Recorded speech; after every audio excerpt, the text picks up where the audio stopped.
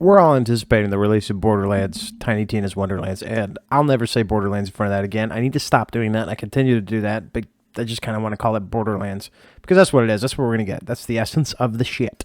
You're anticipating it. I'm anticipating it. The entire universe is anticipating as far as I'm concerned. That's headcanon. That's meta for me, bitch. Okay? You don't know what to play right now. You can't find anything to scratch the itch. Maybe you could play Destiny 2, but then you kind of look like a bum. Maybe you could play The Division 2, but then you kind of look like an asshole. Maybe you could play Borderlands 2 for the 15th millionth time, but, well, that would be the 15th millionth time. So, what do you do? What do you play? I don't know. What do you freaking play in place of, Borderlands right now? I guess you could play Borderlands 3 as well. I guess I kind of ruled that one out. I just kind of like the story of Borderlands 2 more.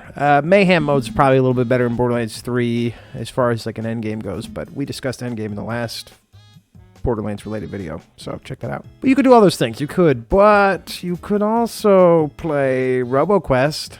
What the hell's RoboQuest, you're asking? Maybe you're asking, I don't know. Some people know what it is, some people don't. RoboQuest is a brand new FPS roguelite. Like, I wouldn't be giving you a recommendation if it wasn't an FPS, if we're talking Borderlands or Tiny Tina's Wonderlands. I wouldn't do that because that's insane. But it's a roguelite, and if you know anything about the endgame, which if you don't, you should watch the last video I made because it's like a super good breakdown of everything. I read through everything, I tell you everything. Basically, the endgame to Tiny Tina's Wonderlands is going to be a roguelite. It's essentially, at its core, that's what it is. It's a bunch of procedurally generated dungeons that you run through. Awesome, right? But if you want to get more acquainted with how roguelites play, obviously it won't be exactly like this. You'll keep all your loot and everything, and they've already established that. In a roguelite, you don't keep your loot. You play through until you die or you beat it, and you only keep certain things. In RoboQuest, you keep your upgrade points, things you could use to upgrade your runs and make your runs quicker, easier, and generally more fun.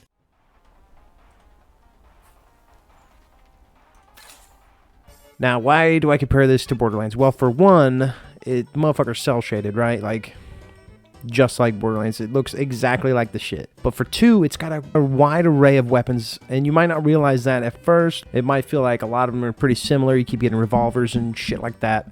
But you start to unlock more stuff with those upgrade points we were talking about, which are wrenches.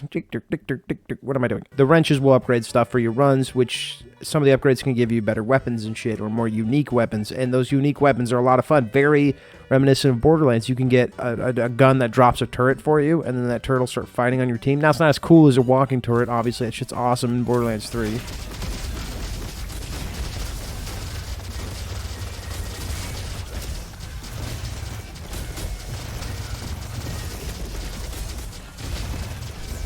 They don't have the same budget, so the guns aren't going to be as expansive and cool as Borderlands guns can be. But a great way to introduce yourself to a roguelite and still feeling comfortable in that Borderlands-esque type of game. 4 different characters right now, which a lot of roguelites have way more than that.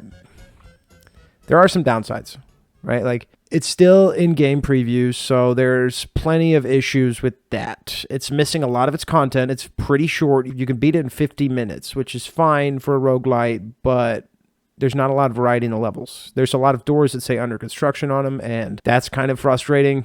They don't even give you a box for some loot or something in front of it. They should do that.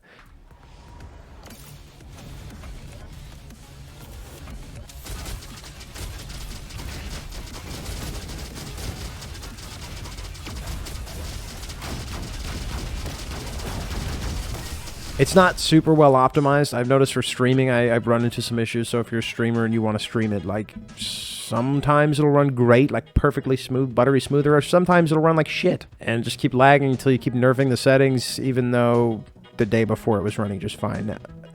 I don't really get that issue with any other game. I've had it with a couple of betas and stuff and alphas, but it does run into that issue.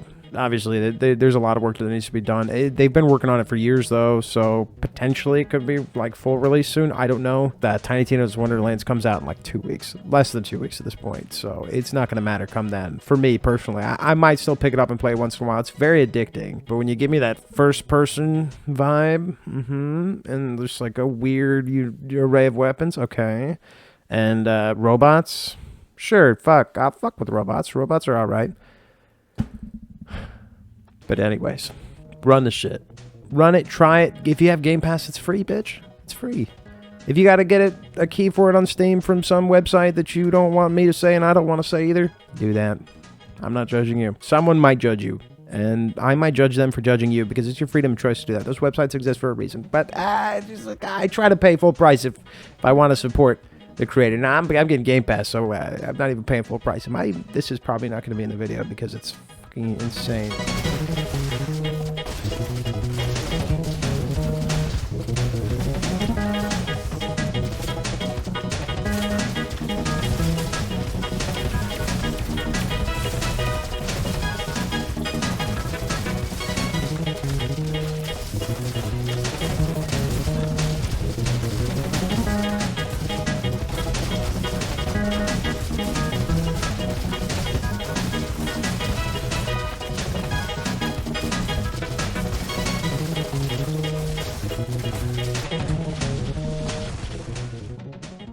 Go try it out.